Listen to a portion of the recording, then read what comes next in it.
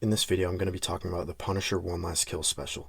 My initial thoughts after watching this were that it was very brutal and violent. Pretty much what I was expecting from the special in terms of how violent it was.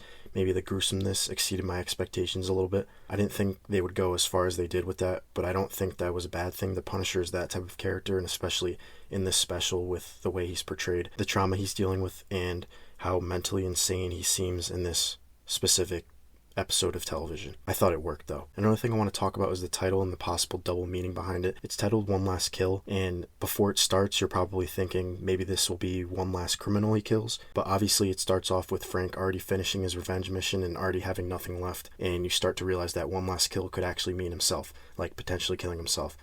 But obviously he overcomes that and ends up killing a bunch of people in this. I thought the action was really good besides that one shot I've seen floating around the internet of him falling and hitting that metal box. Yeah, they probably shouldn't have slow-moed that, and they probably could have done a better job hiding how video game-ish it looked, but I didn't really notice anything other than that, and for how much action there was in such a short amount of time, I think it looked pretty good, besides obviously that one part. There were a lot of people dying in a lot of different ways, and it was very creative. For how much action there was, it didn't really drag on. It was waves of people coming after the Punisher, and I think it was very cool and interesting how they handled all of that. Another thing I think I saw was that this special had a lot of comic inspiration from Garth Ennis's Punisher work, and I remember reading somewhere that Bernthal said they wanted the special to feel like it could be watched like a comic book, with the story being told through the frames. I think that is super cool and a really good way to do a television special. I think that was very smart of them to do, and I think that adds to part of the reason why I liked it. Another thing I want to point out is that the acting job of Jon Bernthal, I think he does a really good job. I was totally immersed in those emotional scenes, and I felt it from him.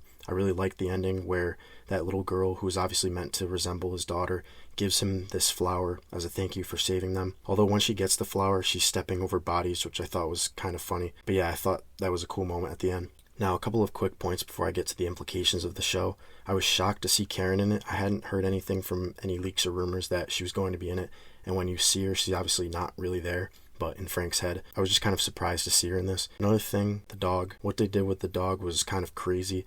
I definitely wasn't expecting that either. And then lastly, for the antagonists, they introduced Gnucci and the Gnucci family, which was cool to see, obviously, because Gnucci is one of the Punisher comic villains. This isn't a villain that was just made for the special. Gnucci is one of Frank's most memorable mob enemies, and like in this special, her whole thing is revenge after Frank kills members of her family, so it's pretty much exactly what we get in the special. She's also one of the Punisher's recurring enemies, which is interesting because Punisher villains do not always last long enough to become recurring characters. And I think Gnucci is actually interesting because she's kind of a mirror of Frank. Frank creates this monster in Gnucci, the same way Frank himself was created through loss, revenge, and seeking out a hunger for blood, pretty much.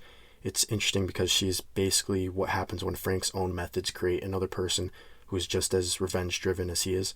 And this is interesting because you can tell toward the end that Frank wants to kill her.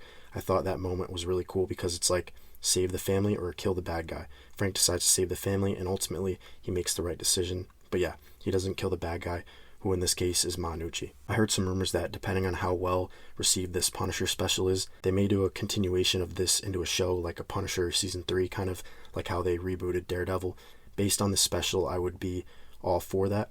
I don't know if it would center around Frank going after Gnucci or if there would be some other overarching threat, but obviously they leave the door open for that on purpose. Now, talking about the Punisher and where this fits into the MCU timeline, there are obviously implications for why he wasn't in Daredevil Born Again Season 2. You get an idea of what he was doing and why he wasn't in that during the events of Daredevil. During that final showdown, Frank is holed up in his hotel dealing with the Gnucci family, so he's dealing with that while Daredevil Season 2 is happening, and I think that's their explanation as to why he's not around. Another thing with that is it didn't even really seem like he was in the mental state to join forces with Daredevil and those guys to take on Fisk.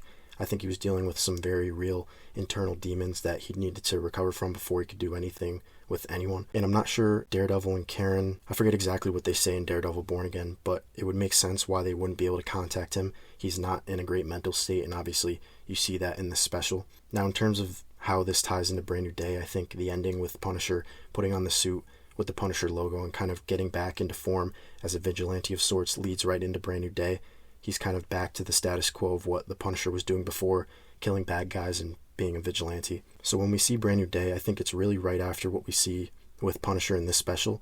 There shouldn't be much of a bridge in between the end of the special and Brand New Day. I think it'll be pretty easy to bridge that gap, and you won't have to make much of a mental effort to make sense of how we get from the Punisher special to Brand New Day. Now, I'm sure there will be people who didn't watch the Punisher special but are watching Spider-Man in theaters. If that's the case, I honestly think it'll still make sense. The special just bridges the gap a little bit, but if you know the Punisher and you know the character, it should be pretty easy to follow. I'm sure they'll do stuff in Brand New Day to bring in casual fans and help them understand what is going on too, so I don't think there will be too much of a problem with that. Now, another thing I just want to touch on really quick is that while this is obviously really entertaining and action-packed, the only negative I think that could be brought up is that this special doesn't really move Frank forward all that much. I think that argument could be made, but it didn't personally bother me while watching it.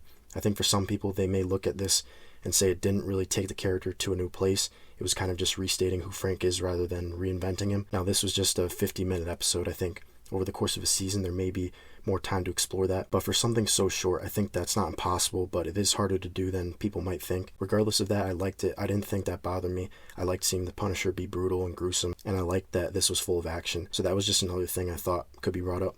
Now, if I was going to rate this special out of 10, I would give it a 7.3. Obviously, you're not going to have a lot of filler stuff. It's right to the point, and it did feel very fast-paced. I think they did a good job with the action, but also with filling the audience in on what has been going on with Frank, how he digs himself out of that, and how where we see him at the end makes sense based on what happened before. But yeah, this was obviously shorter than a movie, and it felt different than an episode of television because you kind of get the whole story arc in one episode in a very short time frame instead of over the course of 8 episodes or the 2 hours of a movie. So you get a lot of stuff happening, but I liked it. And yeah, we'll see if this ends up getting a reboot or if this results in the reboot of The Punisher show. I think we'll see whether that happens. But if you're seeing this, let me know what you think about this special and everything I talked about. And like I said, the next time we'll see Punisher is in Brand New Day, so I'm looking forward to that too. And that's it.